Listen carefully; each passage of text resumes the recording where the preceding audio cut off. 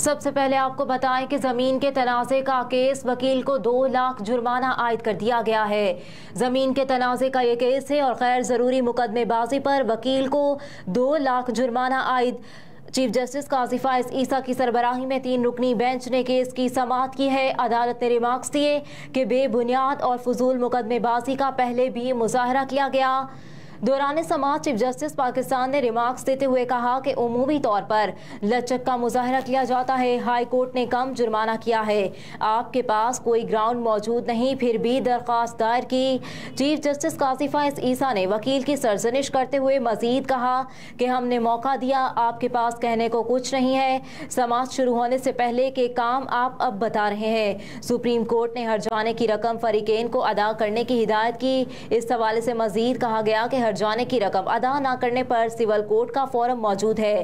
तहम जमीन के तनाज़े का यह केस था जिसमें गैर जरूरी मुकदमेबाजी पर वकील को 2 लाख रुपए जुर्माना आयद कर दिया गया है।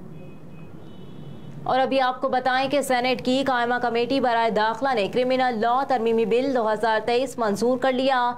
सेनेटर मोहसिन अजीज की जेर सदारत सेनेट की कायमा कमेटी बराए दाखिला का इजलास हुआ। इजलास में सेनेटर समीना मुमताज जहरा ने क्रिमिनल लॉ तरमीमी बिल 2023 मंजूरी के लिए पेश किया, जिसे मुत्तफिका तौर पर मंजूर कर लिया गया। बिल की मंजूरी से जिनसी ज्यादती के शिकार अफराद का निजी अस्पताल में इलाज मुमकिन होगा। जिनसी ज्यादती के शिकार लोगों को इब्तदाई तिब्बी इमदाद प्राइवेट अस्पताल देने का पाबंद होगा। जिनसी ज्यादती के शिकार फर्द को निजी अस्पताल इब्तदाई इमदाद के बाद 24 घंटों के अंदर सरकारी अस्पताल को रेफर करेगा। बिल पर बहस करते हुए सेनेटर मुश्ताक अहमद ने कहा कि उम्र कैद की सजा और सजाए मौत की जगह सरेआम फांसी की जाए। फांसी सरेआम डी चौक में नहीं, जेल में सब कैदियों के सामने दी जाए। इस पर सेनेटर शेरी रहमान ने कहा कि सरेआम फांसी से बर्बरियत होगी। जिन मुआशरों में ऐसी सरेआम फांसी हुई है वहां भी जराइम में कमी नहीं आई। अभी आपको बताएं कि रावलपिंडी में जश्न ईद मिलादुन्नबी सल्लल्लाहु अलैहि वसल्लम के सिलसिले में सिक्योरिटी और ट्रैफिक प्लान जारी कर दिया गया है। रावलपिंडी में जश्न ईद मिलादुन्नबी सल्लल्लाहु अलैहि वसल्लम के सिलसिले में सिक्योरिटी और ट्रैफिक प्लान तश्कील दे दिया गया है। 6000 से जायद पुलिस एहलकार व अफसरान और 455 से जायद ट्रैफिक पुलिस के एहलकार तैनात होंगे। रावलपिंडी में जश्न ईद मिलादुन्नबी सल्लल्लाहु अलैहि वसल्लम के सिलसिले में 2 मरकजी जुलूस निकाले जाएंगे। एक 9:30 122 नंबर चुंगी से निकाला जाएगा और दूसरा जुलूस सुबह 10 बजे जामिया मस्जिद हनफिया जामिया मस्जिद रोड से निकाला जाएगा।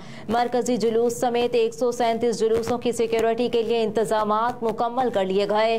मरकजी जुलूस में 3000 से जायद एहलकार और अफसरान ड्यूटी करेंगे, जबकि जिला भर के दीगर 136 जुलूसों में सिक्योरिटी के लिए 3100 से जायद एहलकार अफसरान फराइज सरंजाम देंगे। जुलूस के एंट्री पॉइंट्स पर वॉक थ्रू गेट लगाए गए हैं। शुरका को मुकम्मल बॉडी सर्च के बाद जुलूस में दाखिले की इजाजत होगी।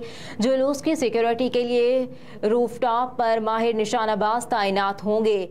जुलूस के आगाज से कबल सर्चिंग स्वीपिंग की जाएगी। जुलूस के रूट पर गलियों, सड़कों और दीगर रास्तों को सील किया जाएगा। मौसम के हवाले से आपको बताएं कि खैबर पख्तूनख्वा के मुख्तलिफ अजला में बारिश और बर्फबारी की पेश गोई की गई है। महकमा मौसमियात के मुताबिक बारिश और तेज़ हवाओं का नया सिलसिला आज शाम से शुरू होने का इम्कान है, जो 30 सितंबर तक जारी रहेगा, जबकि बालाई अजला में बर्फबारी का भी इम्कान है। महकमा मौसमियात ने कहा कि आज से 30 सितंबर के दौरान चित्राल, दीर, एबटाबाद और गिलगित बल्दिस्तान में भी बारिशों का इम्कान है। इसके अलावा आज और कल इस्लामाबाद, रावलपिंडी, पेशावर, यौब, बरखान, डेरा गाजी खान, मुल्तान, बहावलपुर और बहावलनगर में भी बारिश मुतवक्के है। बारिश के बायस दर्जा हरारत में नुमाया कमी आ जाएगी। सूबाई डिजास्टर मैनेजमेंट अथॉरिटी ने बालाई अजला में लैंड स्लाइडिंग और बारिश से नशेबी इलाकों में अर्बन फ्लडिंग का खदशा जाहिर कर दिया। PDMA की जानिब से बारिश के बायस पैदा होने वाली सूरत हाल से निमटने के लिए जिले इंतजामिया को अलर्ट रहने की हिदायत भी कर दी गई है। एक और अहम खबर से आपको आगाह करेंगे। कराची में कस्टम्स, इंटेलिजेंस और रेंजर्स की कार्रवाई हुई है। स्मगलशुदा सामान बरामद कर लिया गया है। कराची में कस्टम्स, इंटेलिजेंस और रेंजर्स की कार्रवाई की गई है। स्मगलशुदा सामान बरामद कर लिया गया है। कराची में कस्टम, इंटेलिजेंस और सिंध रेंजर्स ने यूसुफ कोट बस टर्मिनल पर मुश्तरका कार्रवाई करते हुए स्मगलशुदा सामान बरामद कर लिया। तर्जुमान रेंजर्स के मुताबिक कस्टम्स, इंटेलिजेंस और रेंजर्स पुलिस की मुश्तरका कार्रवाई के दौरान 14 ट्रकों पर मुश्तमिल स्मगलशुदा सामान बरामद कर लिया गया है। हुकाम के मुताबिक मुश्तरका कार्रवाई के दौरान स्मगलशुदा टायर, इंपोर्टेड आइटम्स, झालियाँ, इलेक्ट्रॉनिक्स, सिगरेट, कपड़ा और दीगर सामान बरामद किया गया। बरामद शुदा सामान मजीद कानूनी कार्रवाई के लिए कस्टम इंटेलिजेंस के हवाले कर दिया गया है। हुकाम ने कहा कि यूसुफ कोट बस टर्मिनल पर कार्रवाई के दौरान किसी शख्स की गिरफ्तारी अमल में नहीं आई। तर्जुमान ने कहा कि पाकिस्तान रेंजर सिंध स्मगलिंग की रोकथाम के लिए अपनी कार्रवाइयां जारी रखेगा। एक और अहम खबर से आपको आगाह करेंगे कि इंजेक्शन वाकयात में गिरफ्तार मुलजिमों का 5 रोज़ा जिस्मानी रिमांड मंजूर कर लिया गया है। अदालत ने मुलजिम बिलाल रशीद और आसिम का 5 दिन का जिस्मानी रिमांड मंजूर कर लिया। पुलिस ने गिरफ्तार मुलजिमान को अदालत पेश किया। मुलजिमान को ड्यूटी जज, एडिशनल सेशन जज मोहम्मद नवाज भट्टी के रूबरू पेश किया गया। पुलिस के मुताबिक मुलजिम गैर रजिस्टर्ड, गैर लाइसेंस याफ्ता इंजेक्शन सप्लाई कर रहे थे। इंजेक्शन लाहौर समेत पंजाब के मुख्तलिफ अजला में सप्लाई किए जाते थे। एक और अहम खबर से आपको आगाह करेंगे कि इसराइल और फ़लस्तीन के बारे पाकिस्तान की पोजीशन आज भी वही है जो कल थी। निगरान वज़ीर ख़ारजा की जानिब से ये कहा गया है। निगरान वज़ीर ख़ारजा जलील अब्बास जिलानी ने कहा है कि फ़लस्तीन का मसला फ़लस्तीनियों की ख्वाहिशात के मुताबिक हल होना चाहिए। इसराइल और फ़लस्तीन के बारे में पाकिस्तान की पोजीशन कल भी वही थी, आज भी वही है। वज़ारत ख़ारजा में प्रेस कॉन्फ्रेंस करते हुए निगरान वज़ीर ख़ारजा जलील अब्बास जिलानी ने कहा कि निगरान वज़ीर आज़म अनवारुल हक काकड़ ने अक़वाम मुत्तहिदा में जनरल असम्बली के मौके पर मुतादिद कॉन्फ्रेंसेस में शिरकत की और मुख्तलिफ कॉन्फ्रेंसेस से खिताब भी किया। उन्होंने बताया कि निगरान वज़ीर आज़म ने दौरा अमरीका के दौरान ईरान के सदर, उज़्बेकिस्तान के सदर और चीन के नायब सदर से 2 तरफ़ा मुलाकातें की। उन्होंने बिल गेट्स समेत मुख्तलिफ रहनुमाओं के साथ भी मुलाकातें की। जलील अब्बास जिलानी ने कहा कि मेरी 20 के करीब 2 तरफ़ा मुलाकातें हुई हैं।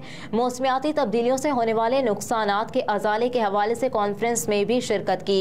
दौरे के दौरान US पाकिस्तान बिजनेस काउंसिल और थिंक टैंक के साथ मीटिंग में भी शिरकत की।